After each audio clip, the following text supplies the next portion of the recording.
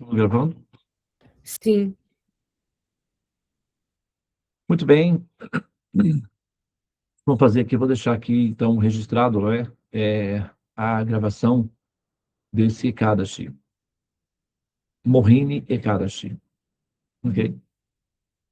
É, olha só, a, esse Ekadashi, nós estávamos falando sobre Mohini na sala do tratado, né, na sala anterior, e, bom, né, a gente não tinha necessariamente planejado, né, essa relação, mas aí está, porque parece que o sistema está integrado, né? E aí, com isso daí, nós temos, né, a transição dos dados dentro da rede. Mohini, olha só que interessante. Então, vamos... Por que que esse Ekadashi, ele é chamado o Mohini Ekadashi? Bom, vamos lá. Olha só.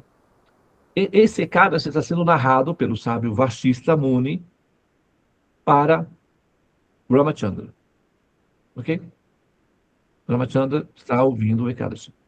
Então, Ramachandra aproxima-se do sábio Vashista e pergunta a ele: ó sábio, quais foram as atividades impiedosas que eu executei para sofrer a consequência do severo karma de me separar da minha amada querida Sita Devi, momentaneamente? Então, esse era a questão do Sr. Ramachandra. Ele queria entender por que que ele sofrera. Em outras palavras, né, em outra situação, ele poderia pensar da seguinte maneira, poderia ter colocado da seguinte maneira: eu sou uma pessoa piedosa, executo o meu Dharma diligentemente e coopero com a civilização védica, prestando serviços aos mestres e sendo gentil e altruísta com os brahmanas. Desde que eu cumpro regularmente e adequadamente as minhas funções dármicas, por que eu sofri o karma da separação da minha amada Sita Devi?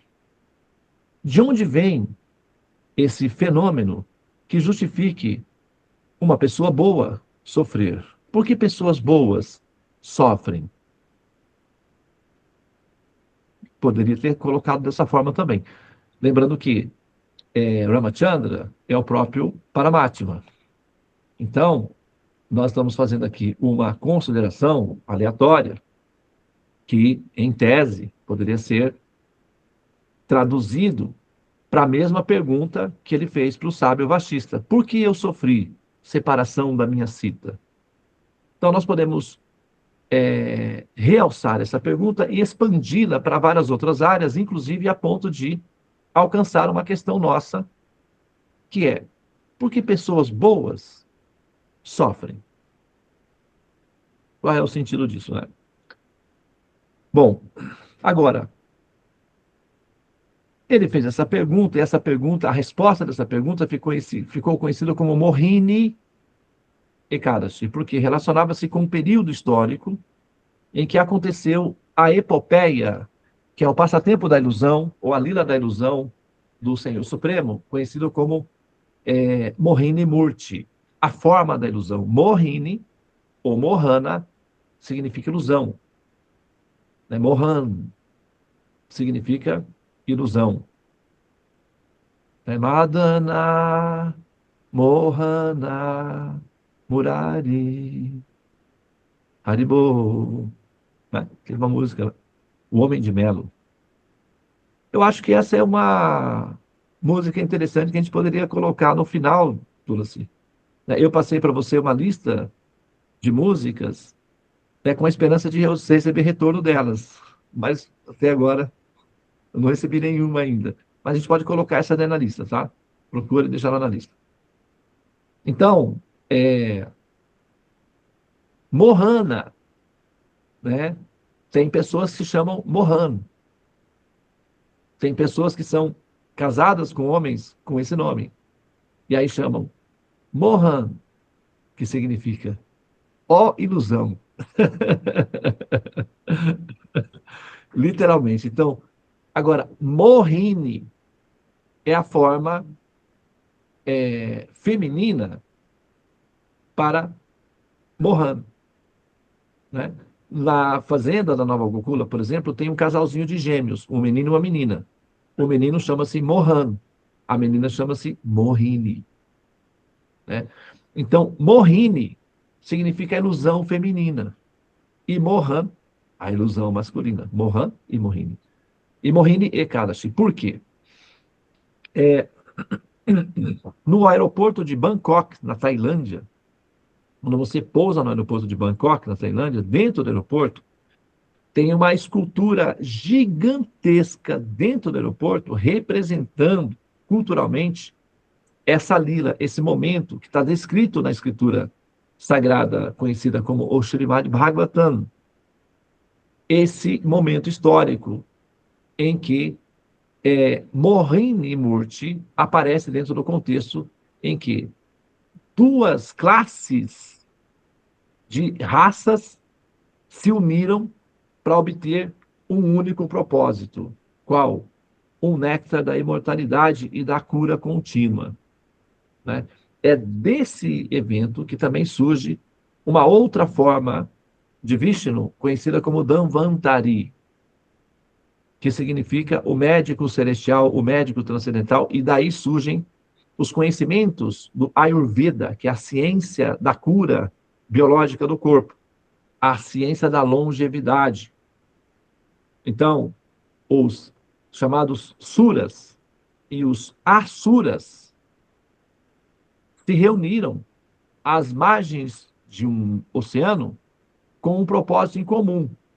Normalmente eles não têm propósitos comuns. Tecnicamente, eles são adversários entre si, né? Ou, por exemplo, aqui no Brasil, tem dois times de futebol que são reconhecidos nacionalmente como adversários ferrenhos, né, entre si, que é, no caso, o Corinthians e o Palmeiras. Eles são inimigos mortais entre si. Agora, na seleção brasileira, jogadores do Palmeiras e do Corinthians se reúnem para vencer a Copa. E tanto torcedores do Palmeiras como torcedores do Corinthians se abraçam nos estádios torcendo para o Brasil. Olha só, que coisa, hein? Perdão. Que coisa curiosa.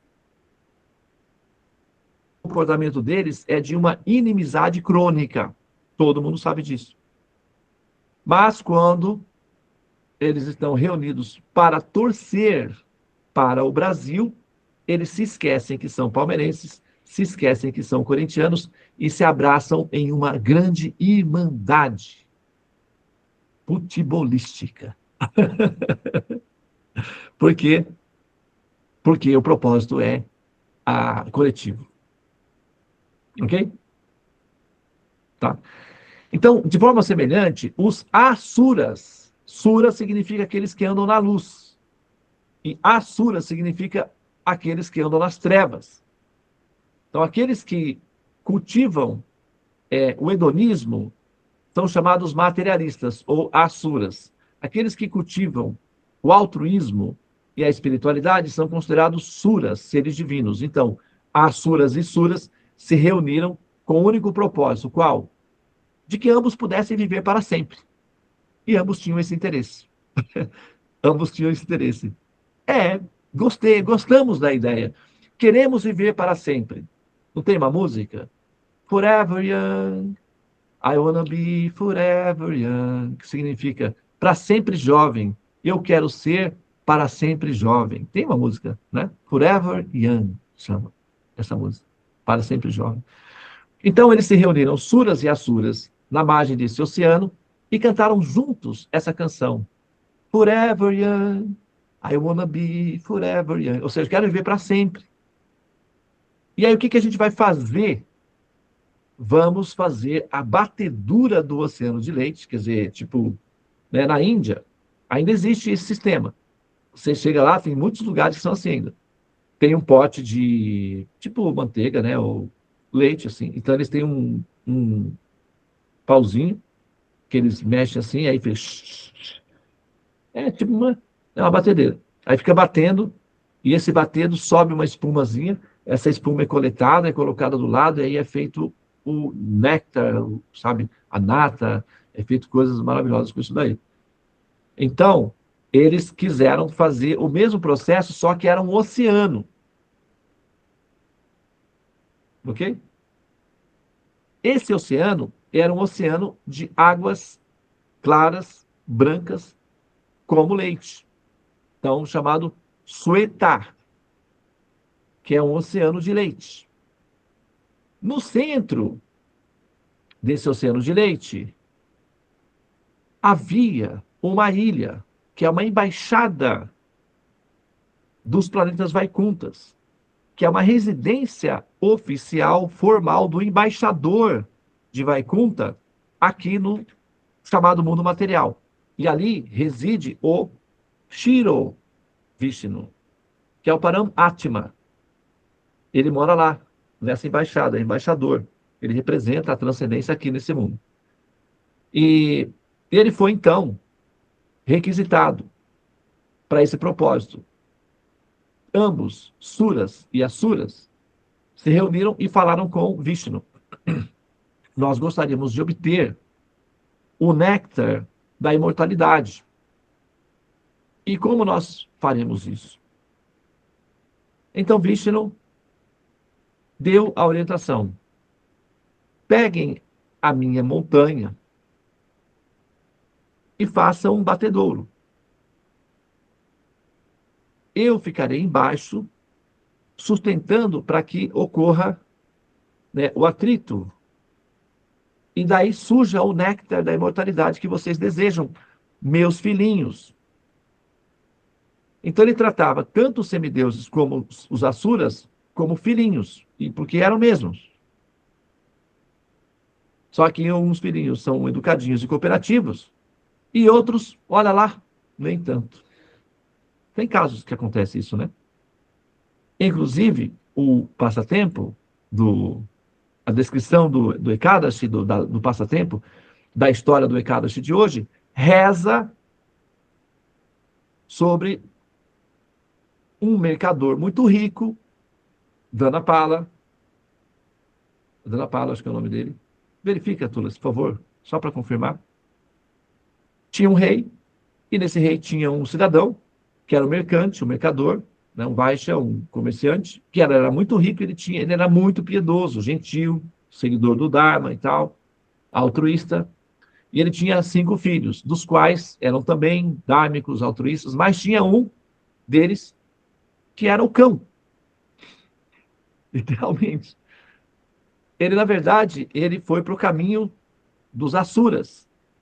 Ele ficou hedonista, materialista, egocêntrico, negligente, tamásico, playboy.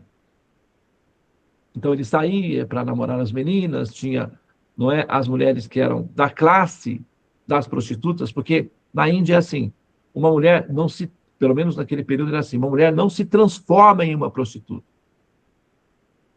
Ela só é prostituta se nascer de uma família de prostitutas. Em Calcutá existem, na Índia de modo geral, existem essas vilas que é feita, que é somente de mulheres prostitutas. Então as crianças que nascem aí, as meninas, já nascem com esse dharma de serem também prostitutas. Então, ou né, mulheres que o rei Tristatan Budi, filho de um mercador piedoso chamado, vamos pegar o nome aqui, chamado Dhanapala, exatamente, como eu disse. Então, naquele período já existia as vilas ou as residências das mulheres que prestavam esse serviço na sociedade. Então, alguns homens que eram um pouco biológico, mais, vamos dizer assim, brutos, menos refinados, menos cultos, menos elegantes, menos dármicos, menos morais, menos livre da pressão biológica, tinham suas esposas e, eventualmente, muito discretamente, davam uma fugidinha nesses locais, se encontravam com uma mulher ali e depois voltavam para suas casas, se banhavam nos rios sagrados, faziam vratas, davam caridades para se purificar, e isso era um sistema que não era aconselhado, dava muito problema quando uma pessoa era identificada fazendo isso, mas nos bastidores acontecia. Como hoje. Parece que ainda existe isso daí, né? Ou já não? Não sei se eu estou muito fora do tempo, mas parece que ainda existe esse sistema aí, né? Então, naquele período também tinha, mas era claro, a escalada era bem menor.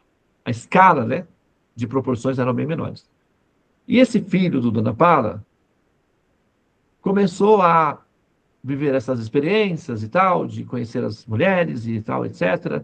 Enquanto isso, ele tinha pensão, né? Porque ele era rico, ele tinha dinheiro vindo da família. Então, ele gastava esse dinheiro assim, fazendo coisas que um playboy faz. Uma pessoa parecida com esse filho do rei, o nome do filho era, né, foi colocado aqui um nome bem, é, Drista Budi. Drista, que significa Parandristva, a visão do Supremo. Darshan Dristva, visão, Budi, da inteligência. O nome dele era aquele que enxerga com inteligência, aquele que vê com inteligência, aquele que se ilumina. Drista Budi significa destinado a iluminar-se. Olha só. E aí ele vira um playboy caçador de mulheres. Que decepção para o pai, hein? Já pensou? Né? Uma pessoa muito parecida, por incrível que pareça, na nossa cultura recente, Santo Agostinho. Santo Agostinho era exatamente como esse filho aí. Ele era um playboy, gastava o dinheiro dele frequentando as tavernas, os lugares públicos onde havia muitas festas, mulheres, etc. O Santo Agostinho era exatamente assim. Nem um pouquinho diferente. Só que ele tinha uma mãe, São Francisco. São Francisco. Inclusive, São Francisco era o queridinho das meninas da cidade. Deu um maior trabalho para ele explicar para elas depois que ele tinha mudado de, né, foco. Deixou muitos corações arrasados. Muitas esperanças, né? Muitas meninas tinham esperança de terem ele como marido. Bom, mas a mãe do Santo Agostinho era uma católica fervorosa, devotadíssima, chamada Mônica. Atualmente ela é conhecida como Santa Mônica. Olha o que ela fez. Às segundas-feiras, ela jejuava de carne, não comia carne, durante 30 anos. Jejuava por completo, só comia uma vez ao dia, de forma sucinta, e passava o dia rezando, orando, fazendo o Pai Nosso, fazendo as orações, fazendo os serviços na igreja, serviços no templo. Ela dedicava esse dia completamente a Jesus, com o seguinte acordo: moeda de troca. Você resgata meu filho e eu ofereço a você, durante o resto da minha vida, esse dia completamente a ti. Tudo que eu quero em troca, que você resgate meu filho, da perdição em que ele está. Só isso. E ela passou 30 anos fazendo isso. Qual foi o resultado? O maior santo dos filósofos cristãos, Santo Agostinho. A referência de santidade, a referência de cultura e conhecimento para os católicos é Santo Agostinho. Ele que é o pai do cristianismo moderno.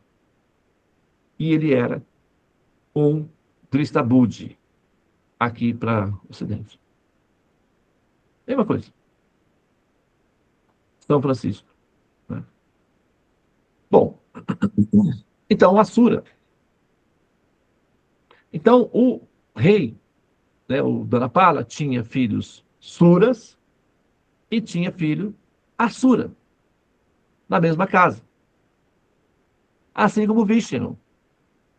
Vishnu tem filhos Suras, que é numa proporção esmagadoramente maior,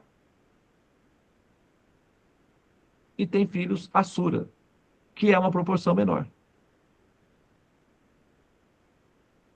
Dhanapala tinha vários filhos. Apenas um se tornou Asura. Vishnu tem vários filhos. Uma pequena parte se comporta como Asuras. Então Vishnu, quando olha para os seus filhos, pensa, meus filhinhos. E quando olha para os Asuras, quanto trabalho tu me das. Embora aceite como filho. Não tem como fugir. Quem pariu, Mateus. Que cuide. Assim é o ditado. Então, como todos são filhos de Deus, os Asuras também o são. Responsabilidade de Vishnu. Então, ele aparece ali naquela assembleia e diz: olha, vamos fazer assim. Vocês pegam a montanha, batem a montanha, eu vou ficar embaixo para sustentá-la. E o néctar que surgir da batedura, vocês podem recolher e, ao bebê-lo, ficarão imortais. Ah, muito bem. Mas então, como é que vai ser? A gente precisa de uma corda colossal para fazer isso daí. E outra coisa, como é que a gente vai remover essa montanha daí? Porque. Não, essa parte eu mesmo faço. Então, Vishnu assumiu a forma de uma tartaruga gigantesca, desceu no fundo da montanha, descolou a montanha do fundo, que para ele é fácil isso daí, né? Na forma de Krishna, por exemplo, ele levantou a montanha com o dedinho. Então, é só usar a tecnologia de antigravidade. Pronto. E como Vishnu tem esse tipo de tecnologia à sua disposição, ele aplica a tecnologia de antigravidade, faz a montanha descolar do fundo e coloca ela na costa, no casco,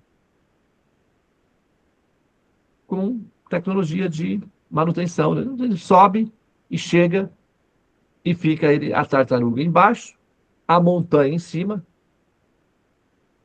e o atrito da montanha com o casco da tartaruga produziria o néctar. Essa era a proposta. Agora precisava de uma corda para fazer o movimento. Então, Vishnu dá a ideia para eles de pedir para a serpente chamada Vasuki se oferecer como corda. Como é um pedido de Vishnu, a Vasuki olha e fala assim: mas aí não, né? Aí vocês estão, poxa. Não, mas foi um pedido de Vishnu. Bom, nesse caso, tudo bem. Aí ele foi, a serpente foi. A serpente é feita de duas partes, uma cauda e uma cabeça. A parte da cabeça é a parte mais pesada. A parte da cauda é a parte mais leve e é a maior parte do corpo. Os semideuses estavam em maior número, porque os semideuses, os suras, são sempre em maior número. Os asuras estavam em menor número. Então, como é que dividiram a proporção? Os asuras, eles são mais hedonistas, mais voltados para a batalha, para a guerra, são mais corporais, então eles costumam ter mais massa física, mais estrutura corporal, que os semideuses são mais delicados, mais suaves, mais artísticos, são mais, vamos dizer assim, mauricinhos, sabe essa expressão? Filhinhos de papai, que vivem de pão e mel, de leite e mel, palácio, suavidade. Então, os suras, eles não são muito habilidosos em força bruta. Eles são mais suavizados. Já os suras são mais... Assim como o Neandertal e o Homo sapiens, o Neandertal era 2 vezes mais forte que o Homo sapiens. Ele tinha um ombro largo, cabeça desse tamanho, as mãos era parecido com fosse um ogro. Era forte, grande. Um Homo sapiens, no tete a tete com o Neandertal, perdia facilmente. Assim como um homem lutando com um gorila, perde.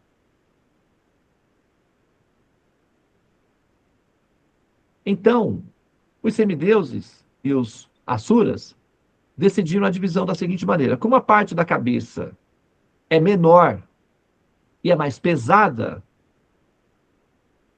os asuras ficam nesse lado.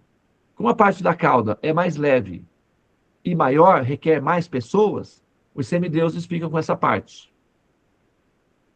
Então, os asuras ficaram segurando a parte da cabeça e os suras ficaram com a parte da cauda. Se você pegar o passatempo, foi assim que foi dividido. Então, eles ficaram com a parte mais pesada do trabalho. E uma outra desvantagem é que a serpente Vasuki solta fogo, é tipo um dragão, e fumaça pela boca. É uma chaminé. Então, os Devas não estão acostumados com esses ambientes escuros. Já os Asuras, sim. Então, eles se sentiram em casa, nessa condição. E aí foi a batedura. Então, quando eles enrolaram a serpente na montanha e começaram a puxar, a serpente fazia esse movimento. Quando puxava para lá, fazia assim. Quando puxava para cá, fazia assim. Não. Uma batedeira. E ela fazia atrito no casco da tartaruga, que era Vishnu. E esse atrito fazia cosquinha nas costas de bicho. Era tipo cosquinha. Sabe quando eu, por exemplo, eu fazia assim, eu deitava de costas e chamava meu filho, minha filha, para eles ficarem arranhando as minhas costas. E era simplesmente uma delícia. Eu filava, que era muito bom. Então, Vishnu entendeu isso como uma brincadeira também. Ele entrou na brincadeira. E aquele movimento que fazia na montanha, nas costas, era tipo cosquinha. Estava assim, fazendo uma coceirinha. E nesse momento, a tartaruga Vishnu bocejou. Tem a descrição. Ele sentiu essa sensação de comichão, né? De cochilinho. Aí ele bocejou e deixou as crianças brincando lá, fazendo. Né? Como foi assim? Então, desse evento, surgiu, então, algumas coisas, inclusive surge a forma de Dhanvantari surge nesse momento, carregando um pote de néctar, que é o primeiro evento, que é o néctar da imortalidade, que ele aparece com o pote do néctar da imortalidade, que será alcançado depois do trabalho. Depois ele desaparece.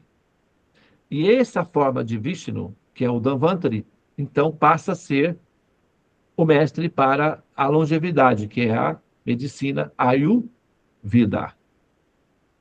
Então surge aí, tá? Nessa lira também.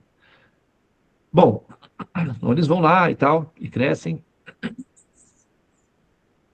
E tá aí, no final, surge então o néctar da imortalidade. E nesse momento, para os movimentos, a Vasuki vai e tal, e aí o pote do néctar surge entre eles, eles recolhem o pote de néctar e aí vai fazer, né, a divisão. Só que a divisão é desproporcional, tem maior número de suras do que asuras. Então, os asuras dizem, como nós somos em menor número, então a gente toma para garantir que vai, né, ter o suficiente para nós.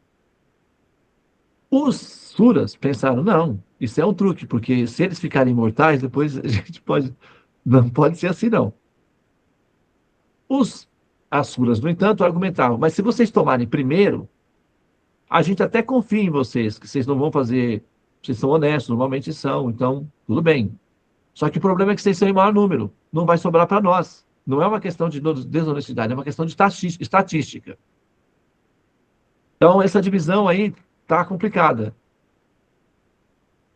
E, nesse momento, eles pensam, vamos pedir ajuda a Vishnu. Os Asuras pensam, bom, como Vishnu é imparcial, então eu acho que ele é a pessoa mais certa para realmente decidir como é que vai ser a divisão do néctar. Eles estavam esperando a forma Vishnu, que normalmente a forma de Vishnu é a forma masculina. E aí aparece uma forma feminina. Os Asuras ficam confusos, os semideuses também, fica todo mundo confuso, porque ninguém está acostumado com Vishnu na sua forma masculina, feminina. Na verdade, eles nem reconheceram que aquela forma era Vishnu. Como os Asuras, apesar de terem uma tendência em confiar em Vishnu, porque ele costuma ser imparcial, eles já passaram por experiências em que Vishnu, apesar de ser imparcial, foi mais favorável aos Suras. Tanto pelo fato de eles serem em maior número, mas pelo fato de eles serem mais, vamos dizer assim, familiares, viverem dentro do palácio do rei, ao passo que os Asuras vivem fora. Assim como o Dristabudi foi banido do palácio, porque o pai avisou, falou, não, não faz isso e tal, aquela coisa toda. Ele falou, mas pai, tal, eu tô suave aí e tal, sou jovem, e aí estamos juntos e vamos fazer um movimento aí, e, né, aquela coisa toda, e tô curtindo a vida, e é isso aí. O pai falou, então tá bom, então você vai ganhar seu próprio dinheiro, vai cuidar da sua própria vida, você não vai vir às minhas custas para ter uma vida inapropriada que eu não concordo. Então, se vira nos 30. E mandou o garoto embora. Deu uma pensão e falou: ó, se vira aí. Na Bíblia tem a palavra do filho pródigo. Né? Mesma coisa. O filho pródigo, aquela coisa toda e tal, pega o dinheiro do pai e vai embora. Não é assim? O Drista Budi, a mesma coisa. Pega o dinheiro do pai e vai embora. Mesma coisa, igualzinho. E aí, passa o tempo, os Asuras, por serem hedonistas e egocêntricos, não são cooperativos com o palácio, com o rei, com a casa do pai, vivem fora,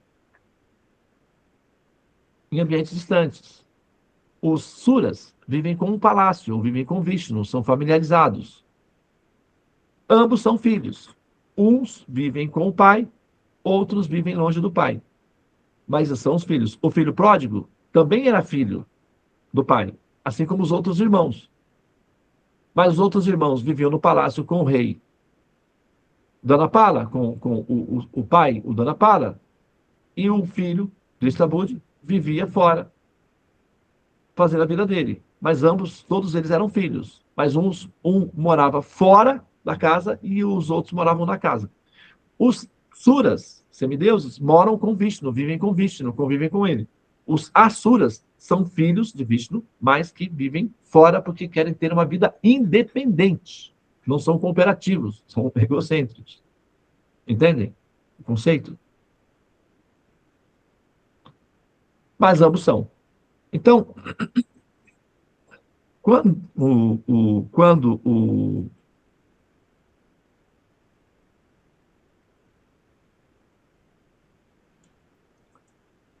ele, então, Vishnu, decide, quando ele decide aparecer sob a forma de uma forma feminina. Por que ele faz isso? Porque é, normalmente quem dá a comidinha das crianças? O pai ou a mãe?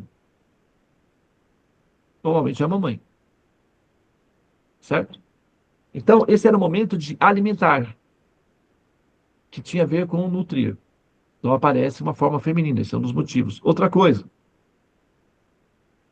ele preferiu não aparecer sob a forma masculina, porque como os suras convivem com ele, os asuras poderiam se sentir, né, prejudicados de alguma forma. Então a forma masculina é uma forma que representa uma familiaridade para os suras, né? Então ele apareceu em uma forma neutra, para ser o mais imparcial possível, na forma feminina, e essa forma feminina ficou conhecida como Mohini Murti, a forma feminina de Vishnu. Só que ninguém sabia que era Vishnu, porque não existia essa experiência. Todos ficaram extremamente encantados. Os suras, os semideuses, ficaram encantados com a beleza da Mohini Murti. Só que eles eram refinados, digamos, cultos do ponto de vista da moral e do Dharma. Então eles, não, eles ficaram erotizados, assim, encantados, fascinados com a beleza de Mohini Murti, mas eles não ficaram erotizados. Eles se controlaram. Todavia, os asuras que não têm esse compromisso com o Dharma olharam para Mohini Murti e a desejaram para tê-la para si. No íntimo de seus corações, foi isso que aconteceu. E eles ficaram como em relação a ela? Cômicos, susceptíveis, favoráveis. Como um homem fica diante de uma mulher apaixonada? Como um homem apaixonado fica diante de uma mulher manipuladora ou sedutora? Ele fica cômico, permissivo, disponível. Então, com isso, os asuras se acalmaram. Quando a Mohini Murti disse, eu farei a divisão, e colocou a tacinha na frente de cada um deles, e disse, eu vou colocar um pouquinho de néctar na taça de cada um. Mas, se alguém de vocês, qualquer um de vocês, que tomarem o néctar sem a minha permissão, o grupo inteiro pede o direito. Vocês vão esperar eu colocar todas as taças. Concordam? Os asuras que estavam encantados e fascinados por ela concordavam com tudo que ela falava. Só com um piscar de olhos eles concordavam com tudo. Os semideuses, que eram normalmente educadinhos, corresponderam. Ficaram sentadinhos e a Mohini Murti estava, então, olha lá. Não? Amplia, Devi, o desenho, a imagem.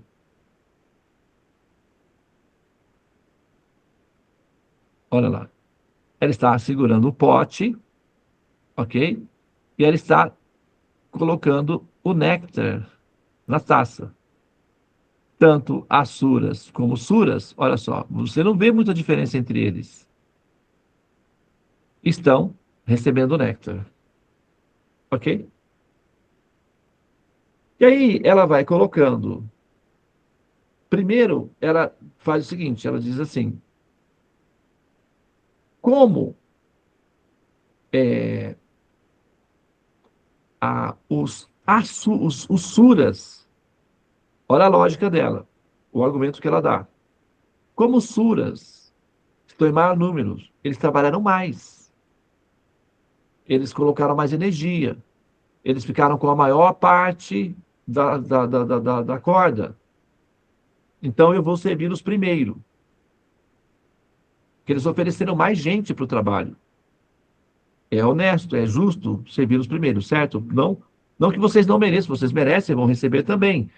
Falou para os asuras. Mas os suras estão em maior número, ofereceram maior voluntários para a atividade. Então eu vou servir os primeiros.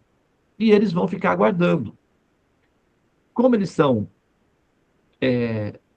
confiáveis, eu vou servi-los. Tudo bem? Os Asuras, que estavam encantados com ela, concordaram com tudo. Tudo bem.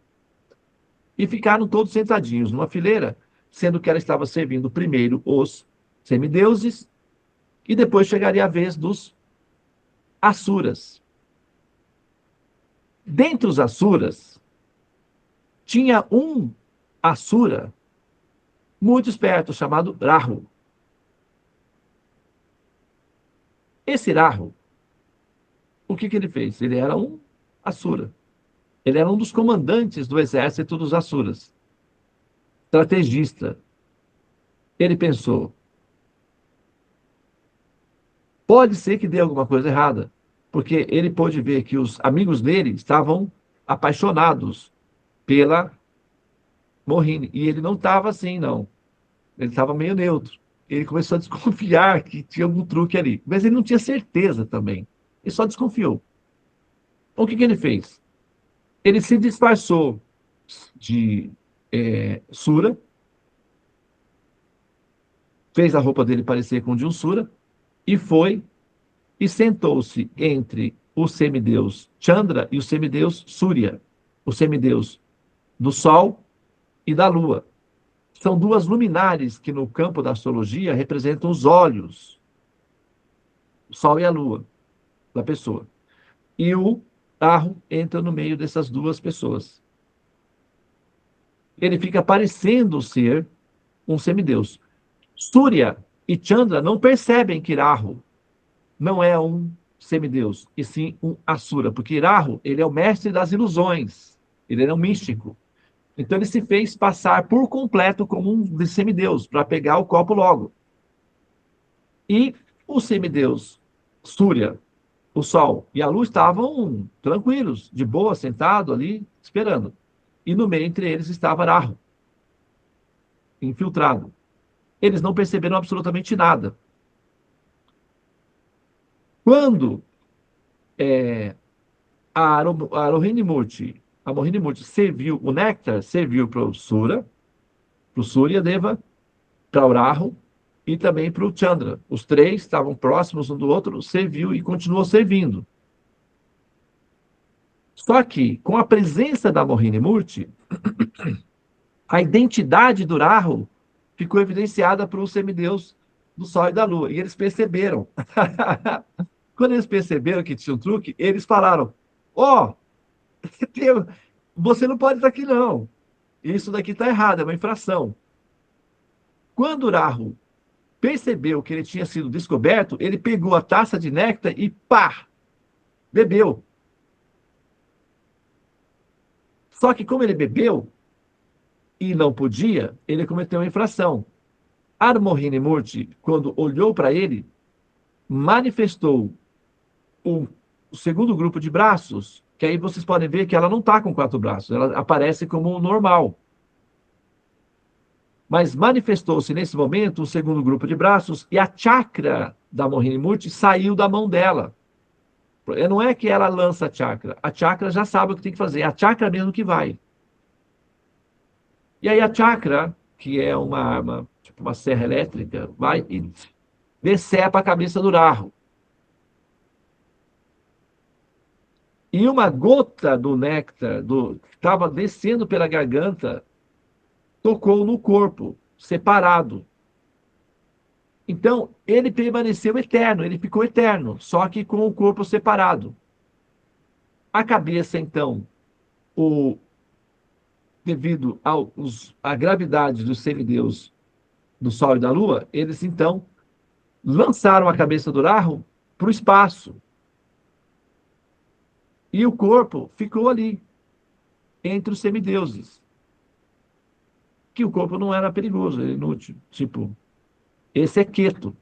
Esse corpo ficou conhecido como Ketu, o decepado, o decapitado. Rahu, a cabeça ficou vagando no espaço eternamente. É assim que surgem esse princípio Rahu e Ketu no contexto. Depois a gente utiliza isso daí dentro da astrologia, e a astrologia surge dentro desse contexto, que é o néctar da imortalidade que cura a alma. A astrologia é um dos produtos que surge desse evento. A astrologia surge daí também. Tanto a Ayurveda quanto a astrologia surgem nesse contexto. Que são instrumentos de cura, de imortalidade. Né? Então, como os suras cometeram uma infração, então o grupo todo foi desclassificado para o néctar. Como ela ainda não tinha servido os asuras, eles ficaram furiosos com o asura Rahu, que prejudicou todo o grupo, e eles mesmos lançaram a maldição no Rahu, de ficar vagando no espaço como um prisioneiro sem corpo para sempre. E aí o Rahu está vagando por aí. Esse é o contexto. O Ketu foi, então, adotado pelos semideuses como um... Sabe, porque ele também se sentiram compaixão, né, de certa forma, e fizeram uma cerimônia fúnebre para esse corpo que não morria. Então, esse corpo, eles deram a bênção de que esse corpo poderia ter uma cabeça divina, já que ele estava livre da natureza demoníaca ou da natureza assúrica, agora ele pertencia à natureza divina. Então, ele precisaria agora de uma cabeça. Então, desde então, essa cabeça está sendo moldada em Ketu para que ele integre a sociedade de seres divinos. Por isso que na astrologia Ketu representa a espiritualidade, os mestres, os seres divinos, o Sahasrara Chakra, e Rahu, o hedonismo, que é uma boca maliciosa, sem estômago, insatisfeita continuamente. Ok? E aí, nesse momento, a Mohini Murti, então, dispensa os semideus, os asuras, porque esse era o acordo, os asuras saem frustrados e voltam para casa decepcionados, mas honram o acordo porque eles tinham feito um acordo com uma dama embriagante, e eles concordam em se retirar. Oraho foi punido por eles mesmos, e os semideuses tomam o néctar da imortalidade. Por isso que os semideuses até então não tinham esse benefício. Após esse evento, eles passaram a ter o benefício de serem imortais, permanentes. Ok? Essa é a história do Mohini Murti da Lila. Agora, voltando na história do Ekadasi. O filho do Stabudi se torna uma Asura. O filho pródigo sai, vai. Quando termina o dinheiro dele, as garotas que eram amigas dele e tal, também, tipo, não se interessam mais por ele, porque ele vai visitar a vila das meninas, mas não tem dinheiro. Elas têm muita... precisam trabalhar e tal, ganhar vida, ganhar dinheiro e tal, então não vai dar atenção a ele porque ele está duro. Daí ele vai e pensa, ele está adicto, né, a esse prazer. Então ele vai e rouba, começa a roubar. Aí ele é pego constantemente e tal, vai para a cadeia, apanha na cadeia e tal, é liberado. Aí fica nessa história, ele vai preso, é solto, aquela coisa toda. Até que um dia o rei fala, se você for preso novamente, vai levar flechas. Aí você vai morrer mesmo, pena de morte. Acabou. Tolerância zero a partir de agora. Daí ele pensa direito, fala, também não, né? Aí já é demais. Aí o que que ele faz? Ele vira caçador. Ele pega o arco e flecha, vai para a floresta, ele vai se esconder, porque o rei tinha prometido capturar ele e matar ele. Aí ele foge para a floresta. Aí ele fica foragido da justiça. Fica lá matando os leões, animais lá, veados, bichos, ele mata o leão, tira a pele, mata o bicho, come. Ele fica ali vivendo ali como um caçador na floresta. Até que um dia ele começa a pensar na vida, fala, putz, na casa do meu pai eu tinha tudo, mas devido à minha adicção perdi tudo, perdi minha vida, perdi tudo. O filho pródigo, né, na história da Bíblia, é a mesma coisa, né?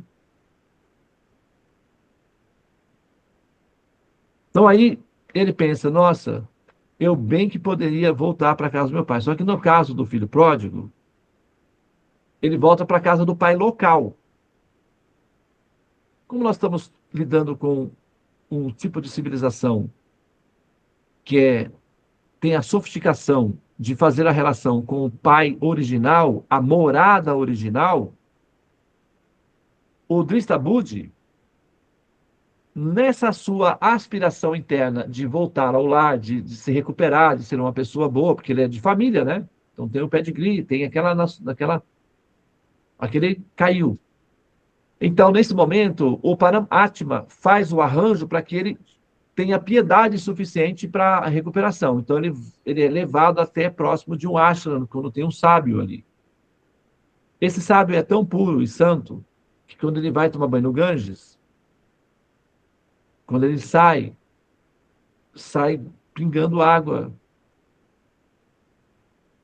E quando o Drista Budi está na beira do Ganges pensando na vida, o sábio, com Dinia, sai do rio e um pouco da água que está na roupa do sábio, acidentalmente, entre aspas, cai no garoto, no rapaz. E imediatamente ele retoma a consciência dele, porque aquela gota é o suficiente para purificar por completo a consciência assúrica do rapaz e trazer ele de volta para a realidade. Então, nesse momento, ele se arrepende profundamente, toma consciência, assume a sua posição como meditador, ele não volta para casa, porque ele entende que voltar para a casa do pai dele não tem função técnica nenhuma. Ele desenvolve conhecimento tão perfeito que voltar para a casa do pai local não vai ter uma função definitiva, só vai ter uma função imediata. Então, ele decide voltar para a casa do pai original, porque o sistema de conhecimento védico permite essa interação com o pai original. E no final da vida, ele faz as austeridades, possivelmente se torna discípulo do Muni, servidor, passa a servi-lo e aprender e tal, e faz as yogas ali da Bhakti, e no final, então, ele é emancipado para a morada original, para a casa do pai original. Ele transcende, ele ascende aos céus. E essa é a história de Sekadashi. E o Vasista Muni, quando fala para o senhor Ramachandra, ele diz: o exílio na floresta redime. O exílio na floresta do Drista Budi o redimiu dos pecados. Ó Senhor Ramachandra, o seu exílio na floresta, o seu sacrifício, redimiu toda a humanidade de ficar preso nessa floresta. Quando você entra na floresta, você não entra para viver o karma, mas para libertar as almas presas nessa floresta da escuridão do karma em que elas estão ali.